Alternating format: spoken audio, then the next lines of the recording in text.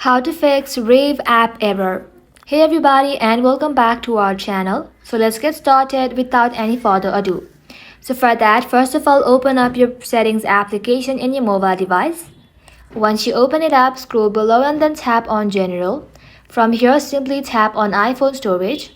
Now once you are inside the iPhone storage, search for the Rave app and then tap onto it.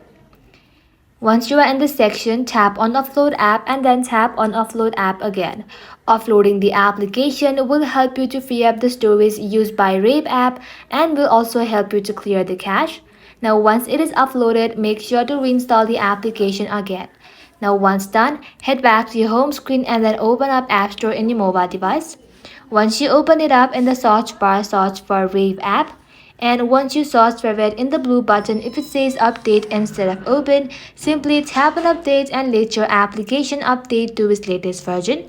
Now once it is updated, head back to your home screen and then see if the issue has been fixed or not. If not, simply restart your mobile device and then your problem will be fixed. And that is how you can do it, guys. Thank you all for watching the video till the very end and stay tuned until our next upload.